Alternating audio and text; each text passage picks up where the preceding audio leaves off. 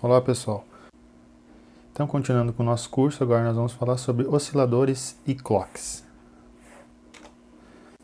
Então, com relação às fontes de clock, nós temos aqui algumas que eu elenquei aqui no MSP430.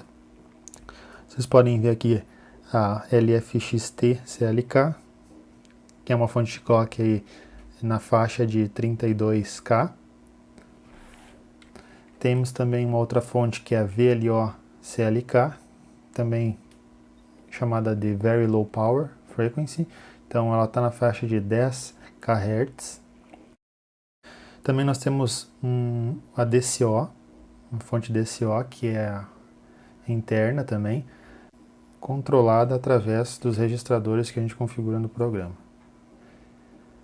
Outra que nós temos aqui é a MOD-CLK, uma frequência típica de 5 MHz, né? E aqui também diz que ela tem uma derivação ali dessa fonte de clock que é dividida por 128. E também o HFX-TCLK, High Frequency Oscillator. E também temos HFX-TCLK, né? Trabalha com frequências mais altas, tá? Com relação agora aos clocks, né? Nós temos o Master Clock, primeiro aqui, o MCLK. Temos o Subsystem Master Clock, o ACLK, o MOD-CLK e o VLO-CLK, Model Clock Very Long Clock. E nessa figura aqui, exemplifica melhor as típicas frequências, né, os osciladores. Você pode ver que nós temos aqui, nesse lado, a parte dos osciladores, né, os cristais, osciladores e também as fontes de clock internas, né. Isso passa por seletores, né, geralmente multiplexadores. Aí nós temos um registrador que vai cuidar da parte da divisão. Você pode configurar, né? Então você vai ter um determinado valor aqui e você pode tanto dividir por exemplo, 1, 2, 4, 8, para ter diferentes faixas de valores, né? E no final aqui então nós temos os nossos clocks. Continuando aqui, essa figura aqui, ela exemplifica melhor também até as funções dos clocks, né? Você pode ver que o Master Clock ele é tipicamente usado pela CPU e tem uma velocidade mais rápida, né?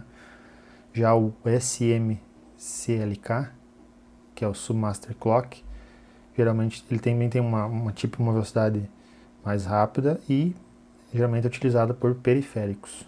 E o ACLK, o Auxiliary Clock, uma velocidade mais lenta e também é utilizada por periféricos, tá? Aqui nessa figura eu tirei do datasheet, né? Não está com muito boa qualidade, mas seria melhor vocês darem uma olhada direto lá no datasheet, procuram por Clock System, vocês vão encontrar esse diagrama de blocos.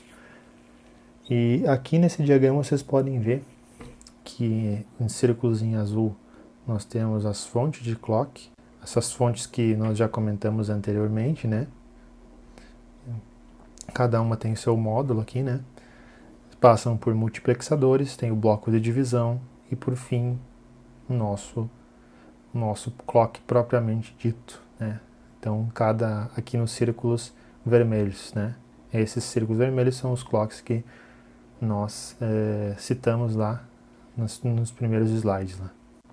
Bom, essa figura ele faz um breve resumo sobre as típicas fontes de clock, né?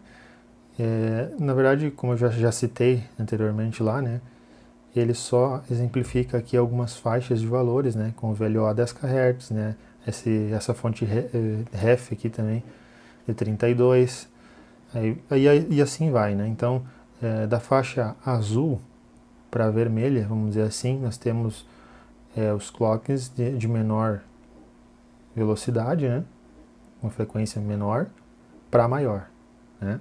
Então, aqui menor 10 kHz, 32 kHz e vai aumentando. Isso aqui, essa figura, ela não é geral para todos os dispositivos, né? Alguns dispositivos têm todos eles, outros têm somente alguns deles, né? Isso depende muito do seu dispositivo, da sua plaquinha. Bom, agora eu queria mostrar aqui para vocês algumas funções só que nós vamos utilizar nas próximas aulas de como você faz algumas configurações, tá? Então, aqui nesse primeiro slide nós temos o setup da frequência DSO, tá? Então, para você configurar essa frequência, você vai utilizar essa função, CS, né, set DSO frequency, e aí você vai passar dois valores, tá? Esses dois valores estão atrelados a dois registradores, e inclusive lá no nosso material nós vamos ver que nós temos uma tabela específica que dependendo desse valor e desse valor, nós vamos ter uma determinada frequência configurada, né? Isso nós vamos ver com mais calma na aula prática. Eu vou mostrar para vocês, inclusive, onde vocês podem ver o que significa esse primeiro parâmetro e esse segundo parâmetro, né? Qual frequência que essa função está configurando. Isso a gente vai ver na aula prática, tá? Mas é só para mostrar para vocês já se habituando com as funções. Aqui eu tenho uma outra função, que é a de configuração do clock, propriamente dito, né? Vejam que ela é muito lógica também, né? CS init clock signal, ok? E aqui o primeiro parâmetro eu vou passar o clock que eu quero configurar. Nesse caso aqui eu estou configurando o que? O nosso master clock, MCLK. Você pode passar outro clock que você queira configurar. O segundo parâmetro é a fonte de clock, da onde que ele provém, né? Como nós já citamos antes. Então aqui nesse exemplo eu estou utilizando o DSO-CLK, que no caso, quando você utilizar esse DSO-CLK, você vai geralmente configurar ele, né? Conforme a função anterior, tá? E por fim o último parâmetro, o divisor, né? Divisor por 1, por 4, por 8, enfim, dependendo do que aceita a configuração, né? Aqui eu tenho uma outra função também, que é para a questão de um setup utilizando um oscilador externo. A nossa plaquinha, a 6989, ela tem um cristal de 32 kHz, tá? Então nós vamos utilizar também um exemplo prático e vamos fazer uma aula utilizando esse cristal para vocês verem na prática o funcionamento, tá? Então aqui nesse primeiro eu só coloquei alguns passos aqui, né? Que quando você utiliza essa questão do oscilador externo, você tem que configurar primeiro os pinos da GPIO. Isso eu vou mostrar, vou falar com maiores detalhes lá na aula prática, tá? Porque você tem que atribuir uma outra configuração para um determinado pino GPIO, que eu vou mostrar. Depois nós vamos chamar a nossa função para setar o clock externo, né?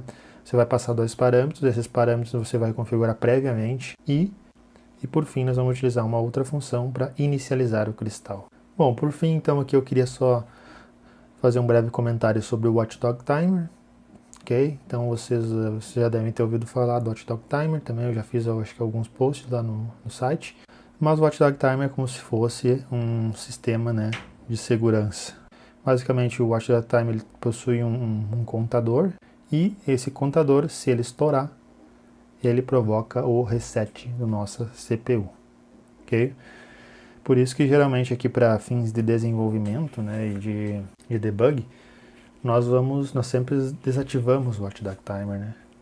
Mas num sistema, num projeto, num sistema embarcado, enfim, que você tenha, você pode querer configurar ele para caso ocorra algum tipo de falha, né? Uma condição de falha que gere o programa lá.